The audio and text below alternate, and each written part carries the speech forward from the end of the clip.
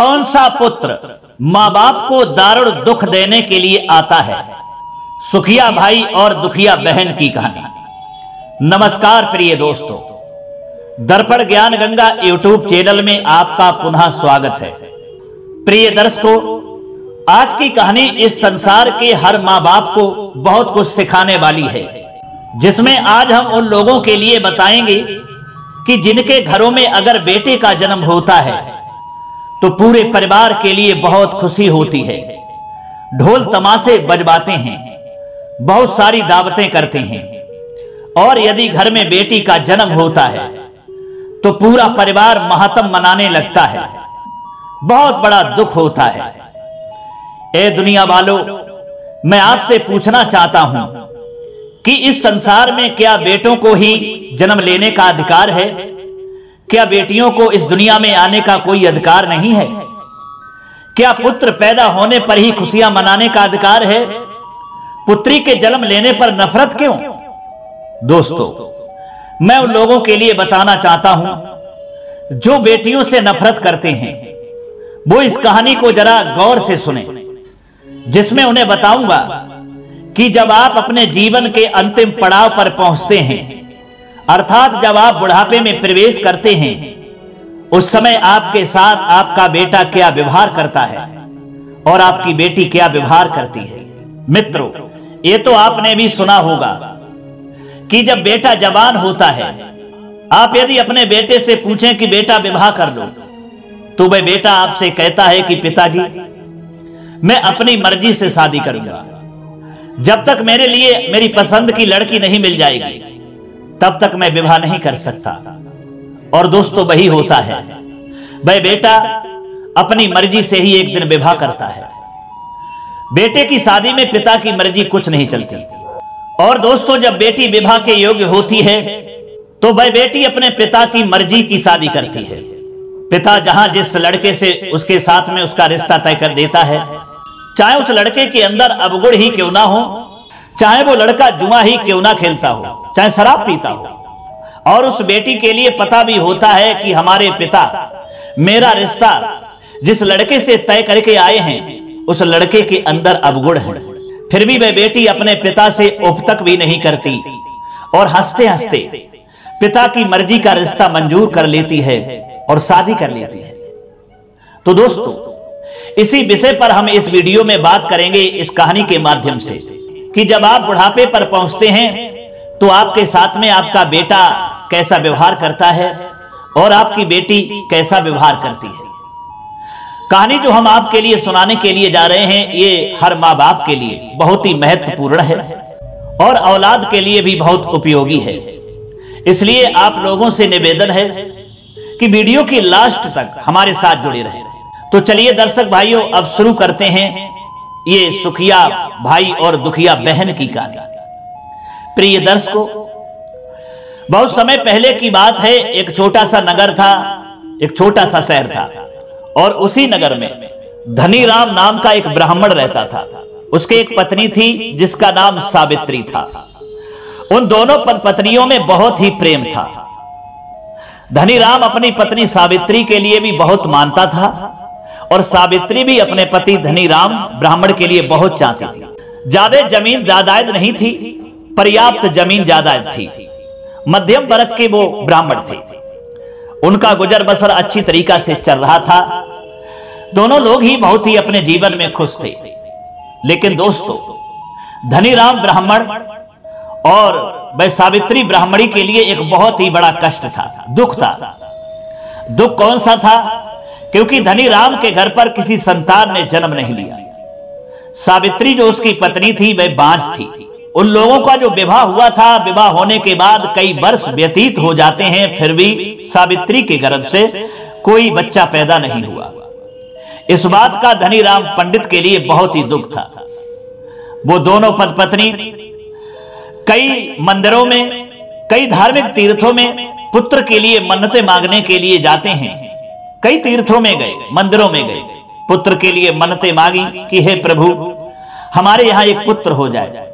लेकिन उनकी ये मुराद पूरी नहीं हुई, इसलिए वे बहुत दुखी थे। सावन का महीना चल रहा था। पुत्र के बगैर बेचारे बहुत ही उदास रहते थे।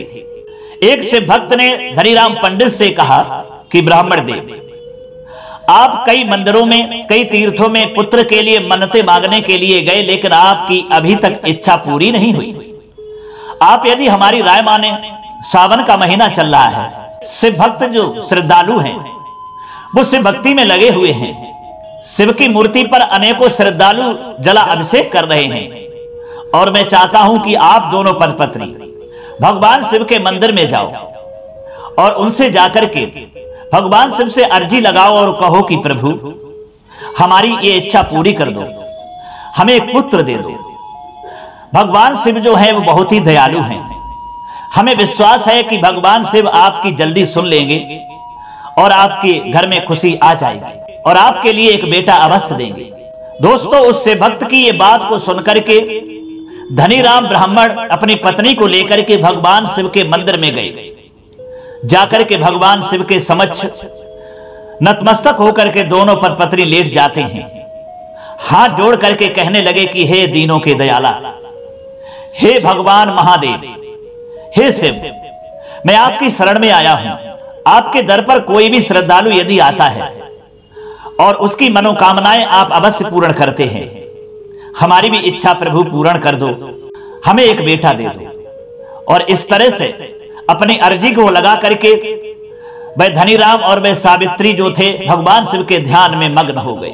कुछ समय के बाद में धनीराम ब्राह्मण के कान में आवाज आती है कि हे ब्राह्मण धनीराम, अब तुम्हें चिंता करने की जरूरत नहीं है, तुम्हारी ये इच्छा अवश्य पूरी होगी। अब तुम अपने घर पर जाओ और कुछ ही समय के बाद में तुम्हें एक बेटा की प्राप्ति होगी। और इधर पार्वती के द्वारा कही गई आवाज जो थी वह सावित्री के कान में पहुंचती है। सावित्री ने भी सुना कि माता पार्वती जो हैं वो कह रही हैं कि हे देवी, तुम्हारी ये इच्छा अवश्य पूर्ण होगी, अब तुम अपने पति के साथ में घर जाओ। दोस्तों, दोनों पत्नी के कान में जब ये आवाज भगवान शिव और पार्वती के द्वारा उन्हें प्राप्त होती है तो दोनों पत्नी बहुत ही प्रसन्नचित्त हो जाते हैं और खुशी खुशी वह धनीराम अपनी पत्नी सावित्री को लेकर के अपने घर चला आता है। अब तो बहुत ही प्रसन्न होकर के अपने घर पर रहने लगते हैं। इधर कुछ ही दिनों के बाद में सावित्री जो है गर्भ धारण करती है। धीरे धीरे समय व्यतीत हुआ, प्रसव का समय जब पूरा होता है और इधर बच्चे का जन्म लेने का जब समय आता है, धनीराम पंडित ने अपने पड़ोसियों से कहा कि आज हमारी पत्नी जो है एक बच्चे को जन्म देने वाली है। तो पड़ोसी लोग जो थे बहुत ही खुश हुए। पड़ोसी लोग कहने लगे, चलिए, बेचारे एक बेटा के बगैर बहुत ही परेशान रहते हैं, भगवान इनकी इच्छा अवश्य पूरी करे। दोस्तों, फिर वह धनीराम ब्राह्मण जो था अपनी गर्भवती स्त्री सावित्री को लेकर के अस्पताल में जाता है और उस अस्पताल में जाकर के सावित्री ने 2 जुड़वा बच्चों के लिए जन्म दिया। वहां की नर्स ने धनीराम ब्राह्मण से कहा है कि आपके धन्य भाग्य हैं, आपकी पत्नी ने 2 जुड़वा बच्चों के लिए जन्म दिया है।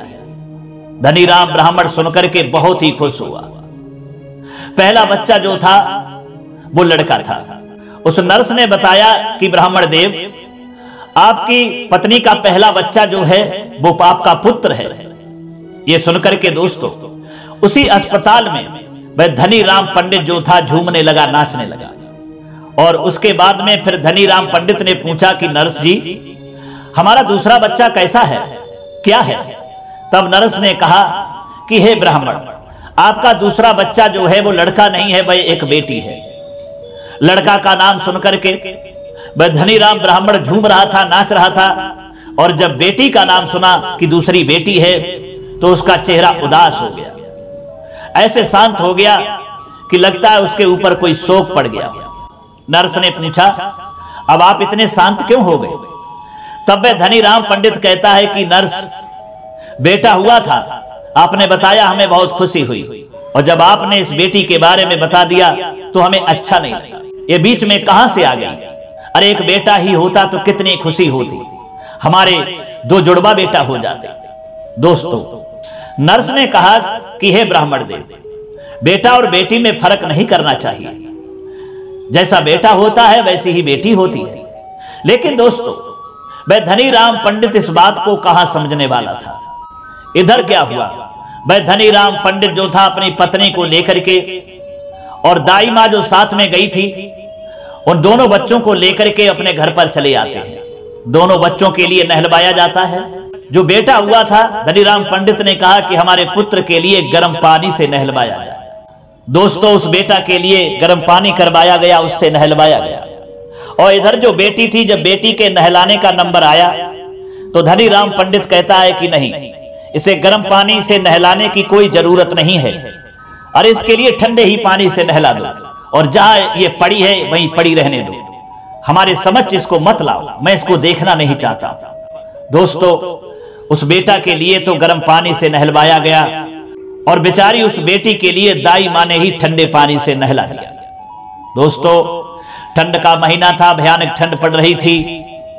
उस बेटा के पास में आग जलाई गई, उसे गर्माहट दी गई आग जला करके दूर से, और इधर जो वह बेटी थी उसके लिए जहां पड़ी थी बेचारी ठंड में, वही पड़े रहने दिया।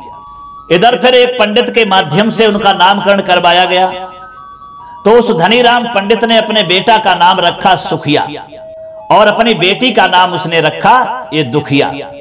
धनी राम पंडित से पूछा गया कि ऐसे नाम आपने अपने बच्चों के क्यों रखे। तब धनी राम पंडित कहता है कि हमारा ये बेटा है, ये हमें सुख देने के लिए आया है, और ये बेटी जो बीच में आ गई ये हमें दुख देने के लिए आई है, इसलिए हमने अपने बेटे का नाम सुखिया रखा है और इस बेटी का नाम दुखिया रखा है। दोस्तों, इसी तरह से उस बेटी की उस घर में कोई कदर नहीं होती थी। बेटा के लिए समय पर दूध पिलाया जाता था, समय पर उसके लिए नहलाया जाता था, और वह बेटी जो दुखिया थी बेचारी वहीं पड़ी रहती थी। जब उसके लिए भूख लगती थी तो रोती रहती थी, और जब दाई माँ आती थी और वह दाई आकर के फिर उस बेटी को नहला देती थी और उसे दूध पिला देती थी। कहने का मतलब है दोस्तों, उस बेचारी दुखिया बेटी की कोई कदर उस घर में नहीं होती थी, लेकिन वह बेटा जो सुखिया था वह सबके हाथों ही हाथ रहता था। धीरे धीरे समय व्यतीत हुआ। वह दोनों बच्चे सुखिया और दुखिया जब बड़े हुए, पढ़ने के लायक हुए, तो सुखिया बेटा के लिए एक अच्छे से स्कूल में उसका एडमिशन करवाया गया। वह सुखिया स्कूल में पढ़ने के लिए जाने लगा। एक दिन दुखिया बेटी ने अपने पिता धनी राम पंडित से कहा कि पिताजी, हमारा भाई जो है वो स्कूल में पढ़ने के लिए जाता है और मैं भी पढ़ना चाहती हूं, हमारा भी स्कूल में एडमिशन करवा दीजिए। दोस्तों, तब वह धनी राम पंडित जो था वह उस पर डांट लगाते हुए कहता है कि पागल कहीं की, हमारे घर में दुख देने के लिए आ गई है और अब कहती है कि हमारा भी एडमिशन स्कूल में करा दीजिए, मैं पढ़ूंगी। अरे तुझे पढ़ने की क्या आवश्यकता है, तू पढ़ेगी नहीं, तू हमारे घर पर काम करेगी, झाड़ू पोछा बर्तन जितना भी घर का काम है तू करेगी। हमारा बेटा जो है घर पर कुछ नहीं करेगा, वो केवल पढ़ेगा, और मैं अपने इस पुत्र सुखिया के लिए इतना पढ़ाऊंगा कि इसे एक दिन बड़ा ऑफिसर बना दूंगा। दोस्तों, वह बेचारी बेटी दुखिया जो थी, आंखों में आंसू आ गए, लेकिन उसने फिर दोबारा नहीं कहा कि पिताजी मैं पढ़ना ही चाहती थी। घर पर काम करने लगी, जैसे नौकरानी घर पर काम करती हैं, उसी तरीका से वे धनी राम पंडित और उसकी पत्नी सावित्री जो थी अपनी बेटी दुखिया से घर का काम करवाती थी। सावित्री भी जो थी अपनी बेटी से प्रेम नहीं करती थी। कहते हैं दोस्तों कि माँ तो माँ हुआ करती है, माँ के लिए चाहे बेटी हो चाहे बेटा हो, उसके लिए तो दोनों प्यारे होते हैं, एक समान होते हैं। लेकिन वो एक सावित्री माँ भी ऐसी थी कि अपनी बेटी से बिल्कुल प्यार नहीं करती थी, कोई उसकी कदर नहीं करती थी। एक नौकरानी के साथ में जैसा बर्ताव किया जाता है वैसा ही वह सावित्री माँ अपनी बेटी दुखिया के साथ में बर्ताव करती थी। दोस्तों, इसी तरह से धीरे धीरे समय और व्यतीत हुआ। एक दिन दोनों बच्चे जो थे सुखिया और दुखिया जवान हो गए। सुखिया पढ़ता चला गया, जब बड़ा हो गया तो उसने कहा कि पिताजी अब मैं बड़े शहर में पढ़ने के लिए जाना चाहता हूं। धनी राम पंडित ने कहा जाओ बेटा, आप ध्यान से पढ़िए, जितना पढ़ना चाहो उतना पढ़िए। आपको कामयाब बनाने के लिए चाहे हमारी ये धन दौलत, चाहे ये सारी संपत्ति क्यों ना बिक जाए, मैं बेच दूंगा, लेकिन आपको एक दिन बड़ा आदमी बनाऊंगा। दोस्तों वही हुआ, उस धनीराम पंडित ने बड़े शहर में पढ़ने के लिए अपने सुखिया बेटा को भेज दिया। इधर दुखिया जो थी वह जवान हो गई थी, शादी के लायक हो गई थी।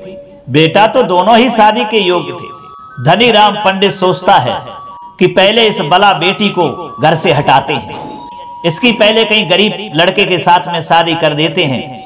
ये घर से जब चली जाएगी तो उसके बाद में हम खुशी खुशी अपने बेटा सुखिया का विवाह करेंगे। दोस्तों वही हुआ। एक बिल्कुल गरीब परिवार था, गरीब लड़का था, लड़का भी ज्यादा कुछ खास नहीं था। वह धनीराम पंडित जाता है और अपनी बेटी दुखिया का रिश्ता वहां तय कर देता है और फिर अपनी बेटी का विवाह उस गरीब परिवार में, उस गरीब लड़का के साथ में कर देता है और सोचता है कि आज हमने अपनी ये बला को घर से निकाल दिया। दोस्तों वह दुखिया जो थी उसी गरीब परिवार में बहू बन करके चली जाती है। इधर उसका बेटा जो था वो शहर में पढ़ ही रहा था और धनीराम पंडित पढ़ाने में लगा हुआ था। अब खर्चा कुछ ज्यादा ही हो रहा था तो धीरे धीरे धनीराम पंडित ने अपनी जमीन को, जायदाद को धीरे धीरे बेचना शुरू कर दिया। तो धीरे धीरे धनीराम पंडित ने अपनी जमीन और जायदाद को बेचना शुरू कर दिया और अपने बच्चे की पढ़ाई बड़े शहर में करवाने लगा। एक दिन धनीराम पंडित ने अपने बेटा सुखिया से पूछा कि बेटा शादी कर लो, तुम्हारे लिए मैंने एक लड़की देख रखी है, अब तुम विवाह के योग्य हो। सुखिया ने जवाब दिया, नहीं पिताजी, मैं आपकी पसंद की शादी नहीं करूंगा, मैं अपनी पसंद की शादी करूंगा। दोस्तों वह धनीराम पंडित और सावित्री जो थी वह मां कहने लगी, ठीक है बेटा, तुम अपनी पसंद की शादी कर लो। इधर वह सुखिया जो था, एक अच्छी सी लड़की उसके लिए पसंद की मिल जाती है तो वह विवाह कर लेता है। अब वो बहुत बड़े शहर में रह रहा था। धनीराम पंडित जो थे अपने बेटा सुखिया को पढ़ाने के लिए एक दिन ऐसा हुआ कि सारी जमीन और जायदाद बेच दी। उनके घर पर कुछ नहीं रहा, केवल एक झोपड़ी ही बची थी। अपने बच्चे को कामयाब बनाने के लिए सब कुछ उसके हित में लगा दिया, सब कुछ बेच दिया। एक दिन उसी धनीराम का बेटा सुखिया इंजीनियर बन गया और जब इंजीनियर बन गया तो उसने अपने माता पिता के पास आना बंद कर दिया। जब इंजीनियर बन जाता है तो वहीं पर बड़े शहर में एक अपना फ्लैट खरीदता है और अपनी पत्नी के साथ में वही रहने लगता है। कुछ दिन के बाद में सुखिया के बच्चे भी हो जाते हैं। इधर धनीराम पंडित जो थे और उनकी पत्नी सावित्री जो थी उस झोपड़ी में रह रही थी। कई बार अपने बच्चे के लिए बुलाया कि बेटा आ जाओ, यहां आ जाओ, मुझे भी ले जाओ। तो वह अपने पिता धनीराम पंडित से कहता था कि आप पिता चिंता मत करें, मैं एक दिन आऊंगा, ले जाऊंगा। लेकिन दोस्तों वह सुखिया लौट करके दोबारा गांव में नहीं आया। फिर दोस्तों क्या हुआ, एक दिन की बात है जब वक्त की मार पड़ी तो धनीराम पंडित का जो एक पैर था वह टूट गया और सावित्री जो थी उनकी आंखों की रोशनी चली गई, वह अंधी हो गई। अब तो सावित्री के लिए जब तक धनीराम पंडित सहारा नहीं देता था तब तक वो कहीं जा नहीं पाती थी और इधर धनीराम पंडित के लिए जब तक सावित्री सहारा नहीं देती थी तब तक वो भी नहीं चल पाता था। एक दूसरे के सहारे के बगैर कहीं जा आ नहीं पाते थे। यदि घर पर कुछ काम भी करते तो एक दूसरे के सहारे की ही जरूरत पड़ती थी। अब तो दोनों लोगों का जो जीवन था वह दुख में डूब चुका था। बुढ़ापा भी आ चुका था और ऐसा बुढ़ापा आया कि उनके शरीर में अब शक्ति भी नहीं रही थी, क्योंकि एक तो वक्त की मार थी, सावित्री अंधी हो चुकी थी और धनीराम पंडित का टांग टूट चुकी थी। इसलिए चिंता में उनके शरीर की शक्ति वो छीड़ हो गई थी। फिर भी जैसे कुछ रहते रहे, उस झोपड़ी में रहते रहे, करते रहे, खाते रहे। जब उनके शरीर ने काम करना बंद कर दिया, जब उनके शरीर को बुढ़ापे ने दबा लिया तो उनके लिए बहुत बड़ा दुख हुआ।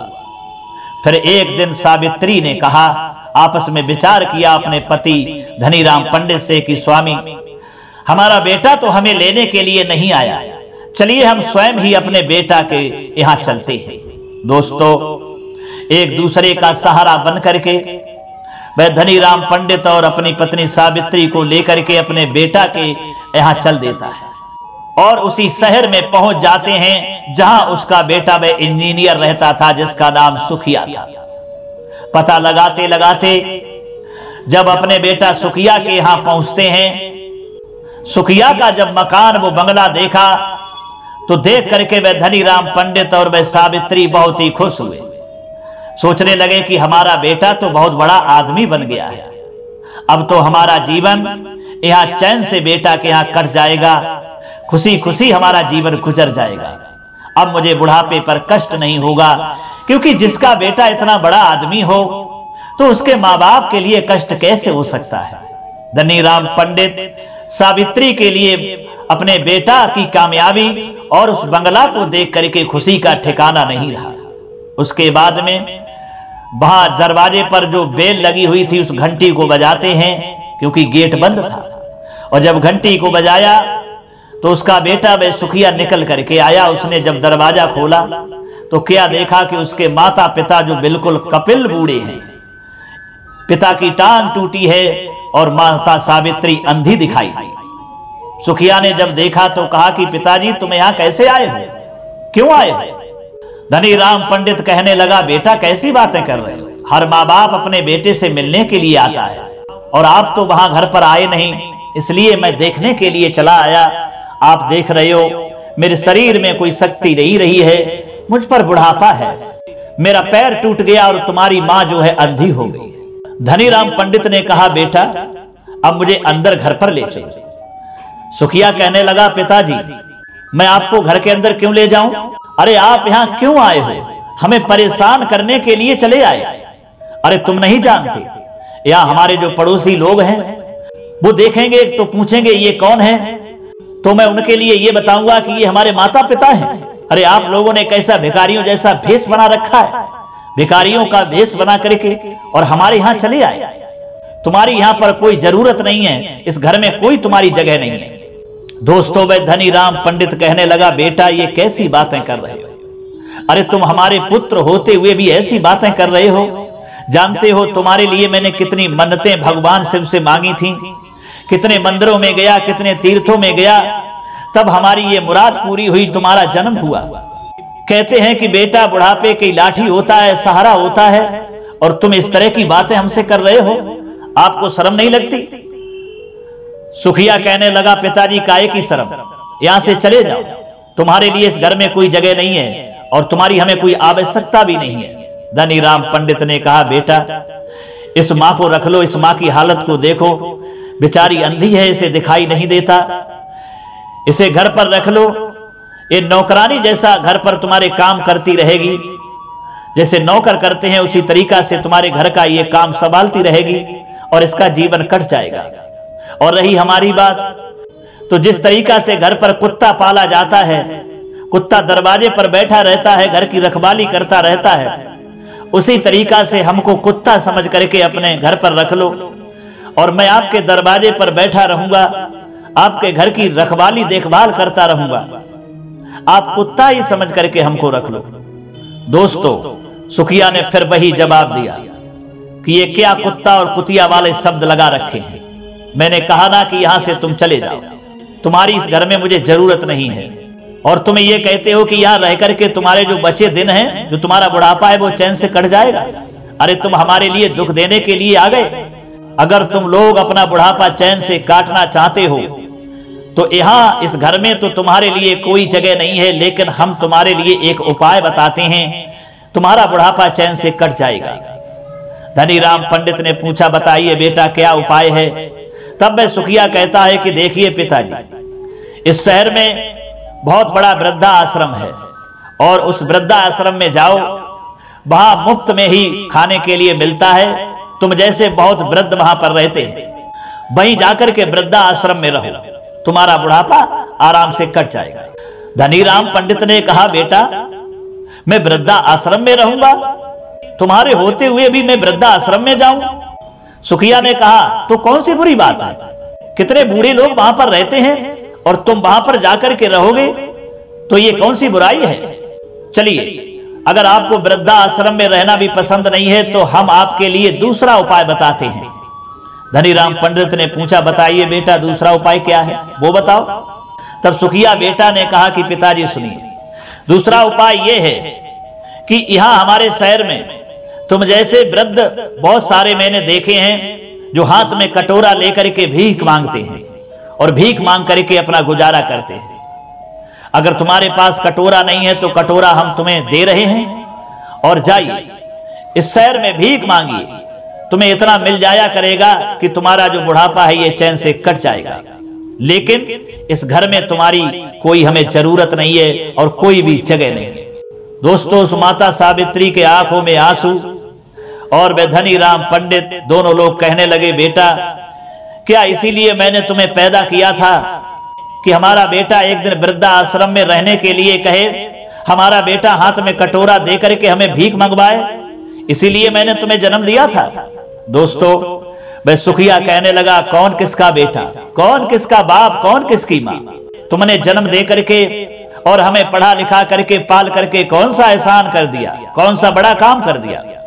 अरे तुम्हारे माता पिता ने तुम्हें पाला होगा, तुम्हें पढ़ाया लिखा होगा, और वही तुमने मेरे साथ किया है तो कौन सा एहसान कर दिया।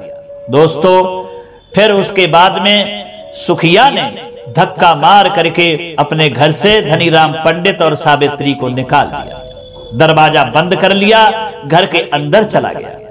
इधर बेचारे रोते हुए एक दूसरे का सहारा बन करके वहां से चल देते हैं। सोचने लगे अब ऐसी जिंदगी को क्या जीना, जिस बेटा को कितनी मन्नतों से हमने मांगा था, सारी जायदाद जमीन मैंने इस बेटा को कामयाब बनाने के लिए बेच दी, और उसी बेटा ने आज हमारे हाथ में कटोरा थमा दिया और कहता है कि कौन किसका बाप, कौन किसकी मां। अब ऐसी जिंदगी से भी क्या जीना। चलिए दोनों लोग यहां से चलते हैं और कहीं आत्महत्या कर लेंगे, कहीं नदी नाले में गिर जाएंगे, डूब के मर जाएंगे, अपनी जिंदगी की कहानी खत्म कर देंगे। दोस्तों, वह धनीराम पंडित अपनी पत्नी सावित्री को लेकर के आगे मरने के लिए चल देते हैं। जा रहे थे, रो रहे थे। तब थोड़ी देर के बाद में धनीराम पंडित ने अपनी पत्नी सावित्री से राय ली और कहा कि जिस बेटी की मैंने कदर नहीं की थी, उसका गरीब परिवार में रिश्ता कर दिया था, अब मरना तो है ही। हमारे मन में एक विचार आता है कि हे प्रिय, चलो उस अपनी बेटी से भी मिलते चलें कि वो बेटी कैसे रह रही है। सावित्री ने कहा, यही तो मैं सोच रही थी स्वामी।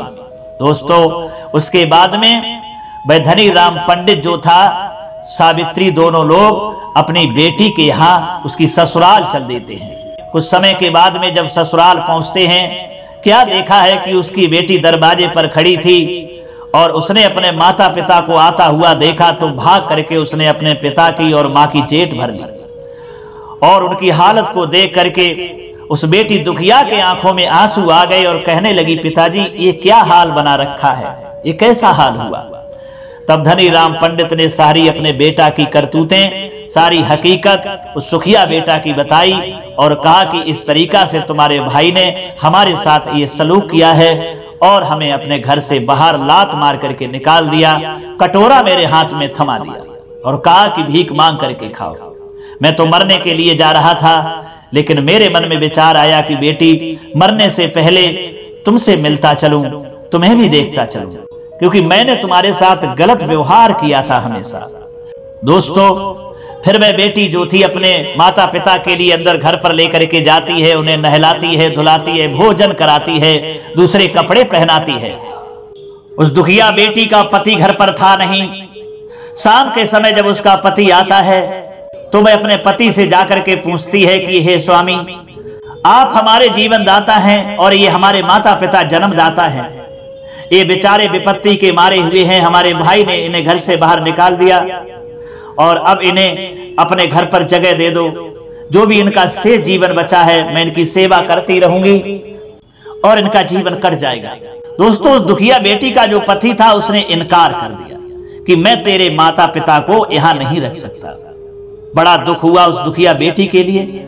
अगला दिन जब हुआ तो उसने अपने पति से कहा कि स्वामी, जब आप हमारे माता पिता को घर पर नहीं रह सकते तो मैं भी आपके घर को छोड़ करके जाती हूँ और मैं तब तक लौट करके नहीं आऊंगी जब तक मैं अपने माता पिता की सेवा पूर्ण तरह से नहीं कर लूंगी। दोस्तों, वह जो दुखिया बेटी थी अपने माता पिता को लेकर के अपने ससुराल को छोड़ करके वहां से चली जाती है और एक शहर में जाकर के एक छोटा सा कमरा लेती है और अपने माता पिता को उसी कमरे पर रख लेती है और उसी शहर में नौकरी करने लगी, झाड़ू पोछा करने लगी, जंगल में निकल जाती, लकड़ी काट करके लाती, उनको बेचती। इस तरीका से अपने माता पिता की सेवा करने लगी। धीरे धीरे उस दुखिया बेटी के लिए लकड़ी काटते बेचते और उस शहर में घर घर में झाड़ू पोछा करते 1 साल व्यतीत हो गया। और 1 साल के अंदर उसने 15,000 रुपए जो थे एकत्रित कर लिए।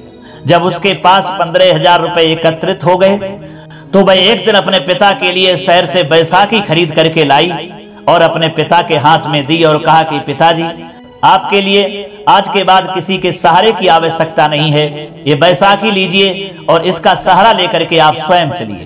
दोस्तों, पिता ने कहा, बेटी ये आप इतना खर्चा क्यों कर रही हैं, इसको क्यों लेकर के आई?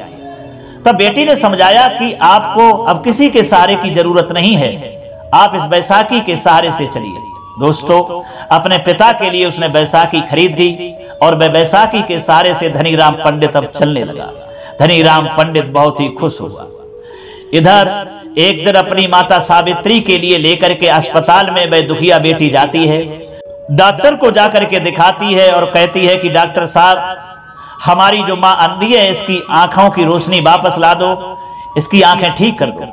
डॉक्टर ने जब उसकी आंखों का टेस्ट किया तो डॉक्टर ने दुखिया बेटी से कहा कि बहन, आपकी माता की रोशनी अब पुनः वापस कभी नहीं आ सकती।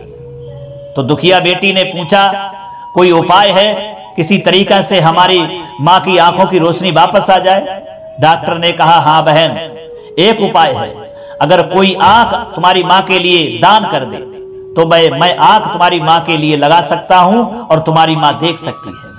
दोस्तों, तब दुखिया बेटी ने कहा कि डॉक्टर साहब, जब ये बात है तो आप हमारी एक आंख निकाल लो और हमारी माँ को लगा दो। दोस्तों, जब माँ सावित्री ने सुना, पिता धनीराम ने सुना, उन दोनों की आंखों में आंसू छलक पड़े और कहने लगे कि बेटी ये क्या कर रही हो? अरे हम तो बुढ़ापे में हैं, कुछ दिन के बाद मर जाएंगे, लेकिन आपको अभी बहुत सारा जीवन जीना है। माता कहने लगी, बेटी ये क्या कर रही हो तुम? अपनी एक आंख निकलवा करके मेरे आंख क्यों लगवा रही हो? ऐसा तुम मत करो। दुखिया बेटी ने कहा कि हे माता, आप चिंता क्यों करती हो? ये शरीर, ये आंखें आपके ही द्वारा हमें मिली हुई हैं और हम अपना फर्ज निभा रही हूं, हमें अपना फर्ज निभाने दो, क्योंकि आपको एक आंख दे दूंगी तो आप इस दुनिया को देख सकोगी और आपको किसी के सहारे की जरूरत नहीं रहेगी।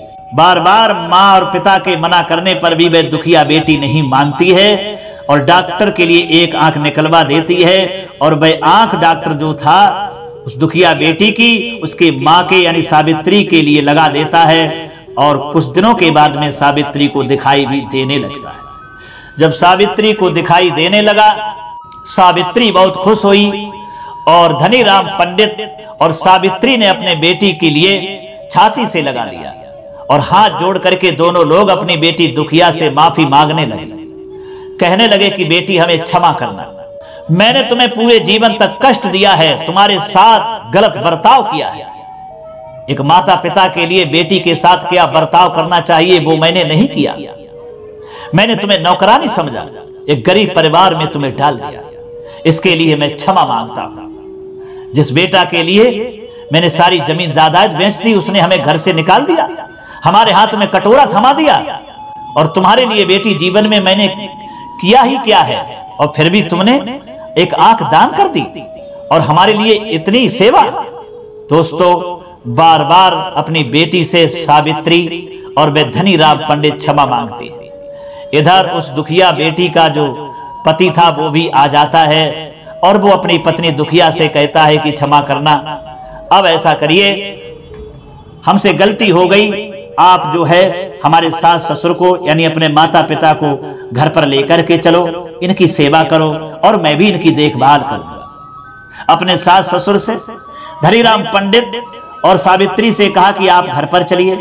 तब धनीराम पंडित ने मना कर दिया और कहा कि बेटा, अब हमें किसी के सहारे की जरूरत नहीं है, हमारी बेटी ने हमें ये बैसाखी दे दी जो मैं स्वयं चल सकता हूं, हमारी पत्नी के लिए एक आंख निकलवा करके दे दी जो ये देख सकती है। अब मैं जो बचा कुचा जीवन है दोनों लोग किसी के सहारे से नहीं गुजारूंगा, स्वयं ही गुजारूंगा, स्वयं ही काटूंगा। बहुत विनती की उस दुखिया के पति ने, लेकिन वह धनीराम पंडित ने इनकार कर दिया और कहा कि हमारी बेटी को हंसी खुशी अपने घर ले जाओ। दोस्तों, फिर हंसी खुशी से अपनी बेटी दुखिया के लिए अपने दामाद के साथ भेज दिया और वह अपने ससुराल चली आई। इधर वह धनीराम पंडित और वह सावित्री वहीं रहने लगते हैं और स्वयं जाकर के अब अपना काम करने लगते हैं, क्योंकि किसी के सहारे की उन्हें अब जरूरत नहीं थी और जो अपना बचा खुचा बुढ़ापे का जीवन था वो अब जीने लगते हैं। और दोस्तों, जहां भी वे धनीराम पंडित और सावित्री जाते हैं तो एक ही बात कहते हैं, आंखों में आंसू भर लेते हैं और कहते हैं कि ऐ दुनिया वालों, जो बेटियों से नफरत करते हैं वह हमारी इस कहानी को सुने कि बेटियों से नफरत कभी मत करना। अगर जो लोग बेटियों से नफरत करेंगे तो उनका यही हाल होगा जो हमारा हाल हुआ है। इसलिए दुनिया वालों, नफरत बेटियों से कभी मत करना। ऐ मेरे समाज के लोगों, तुम्हारा समाज का ये कैसा नियम है कि बेटा जब घर पर पैदा होता है तो ये समाज, ये परिवार बहुत खुशी मनाता है। ये समाज कहता है कि हमारे वंश की परंपरा बढ़ाने के लिए पुत्र ने जन्म लिया है। ढोल तमाशे, बहुत सारे दान लुटवाता है। और तुम्हारे जब परिवार में बेटी पैदा हो जाती है तो तुम्हारे परिवार में, घर में मातम छा जाता है। ऐ संसार के लोगों, मैं आप लोगों से यही कहना चाहता हूं और बताना चाहता हूं कि तुम लोग बेटियों से कभी नफरत मत करना, क्योंकि जिस बेटा के लिए आप अपना धन दौलत सारी जायदाद लुटा देते हो और वही बेटा एक दिन आपके लिए हाथ में कटोरा पकड़ा देता है। जिस तरीका से हमारे बेटा ने हमारे साथ जो व्यवहार किया, मैं नहीं चाहता हूं कि आगे इस समाज में किसी माँ बाप के साथ में उसका बेटा ये व्यवहार करे। दुनिया वालों, मैं तो यही कहना चाहता हूं कि आपने बेटियों को सेवा करने का अधिकार नहीं दिया, उनका विवाह कर दिया, उनकी ससुराल भेज दिया। अगर इस संसार वालों ने बेटियों को माता पिता की सेवा का अधिकार दिया होता तो मैं ये डंके की चोट पर कहता हूं कि इस दुनिया में कोई भी वृद्धाश्रम नहीं होता। लेकिन बारे समाज के रीत रिवाज वालों, तुमने सारी जायदाद का मालक बेटा बना दिया और बेटी को पराया समझ करके उसकी ससुराल भेज दिया और जो सेवा का अधिकार होता है वो भी उसे नहीं दिया। इसलिए दुनिया वालों, जो मेरा हाल हुआ है, जो हमारे बेटा ने मेरा हाल किया है, भाई इस संसार को मैं बताना चाहता हूं कि जो लोग बेटियों से नफरत करते हैं, बेटा को ही सब कुछ मानते हैं, तो बेटियों से नफरत मत करना। बेटों से ज्यादा प्यार बेटियों से करना, क्योंकि आपका बेटा आपको छोड़ देगा, आपका बेटा आपके हाथ में भीख मांगने के लिए कटोरा पकड़ा देगा, आपका बेटा आपको वृद्धाश्रम में डाल देगा। लेकिन यदि आपकी बेटी है तो बेटी ना तो आपको वृद्धाश्रम में भेजेगी, ना आपके हाथ में कटोरा पकड़ाएगी, चाहे कुछ भी हो जाए, लेकिन बेटी जो है आपकी सेवा करेगी बुढ़ापे में। इसलिए दुनिया वालों, बेटियों से नफरत कभी मत करना। दोस्तों, जहां भी जाते हैं वे धनीराम पंडित और सावित्री, उनका यही एक नारा बन गया था, यही उनकी एक आवाज बन गई थी कि ए दुनिया वालों, बेटियों से नफरत कभी मत करना, बेटियों से प्रेम करना। क्योंकि जिसके घर में बेटियां पैदा होती हैं तो उन माँ बाप जैसा इस संसार में कोई सौभाग्यशाली नहीं होता, कोई अमीर आदमी नहीं होता। जिसके घर में बेटी पैदा नहीं होती तो वह दुनिया का सबसे गरीब आदमी होता है, और जिसके घर में बेटियां जन्म लेती हैं तो वह संसार का सबसे बड़ा अमीर आदमी होता है। दोस्तों, इस तरह से धनीराम पंडित और सावित्री ने अपनी आवाज ये बना ली और समाज में घूमने लगे, जाने लगे और पूरे समाज के लिए यही अवगत कराने लगे कि बेटियों से नफरत कभी मत करना। तो दोस्तों, अब तो आप जान ही चुके हैं कि बेटा जो होता है वो माता पिता के लिए दारुण दुख लेकर के आता है, लेकिन बेटियां अपने माता पिता के लिए सुख लेकर के आती हैं। यही कहानी का ये सार है और यही कहानी की ये शिक्षा है। उस औलाद से भी कहूंगा कि अपने माँ बाप की सेवा करना, अपने माँ बाप के साथ में ऐसा बर्ताव मत करना जो उस सुखिया बेटा ने अपने माता पिता के साथ में बर्ताव किया था। जो कहते हैं कि जो औलाद अपने माँ बाप की सेवा करती है तो उसके घर में बरकत होती है और उसकी औलाद उसकी सेवा करती है। दोस्तों, यदि ये कहानी आपके लिए अच्छी लगी है, सुखिया भाई और दुखिया बहन की कहानी, तो कमेंट बॉक्स में जरूर राय दीजिएगा। इतना समय देने के लिए धन्यवाद। फिर मिलते हैं अगली वीडियो में किसी और चर्चा में। सभी दर्शक भाइयों के लिए नमस्कार। राधे कृष्णा। ओम नमः शिवाय।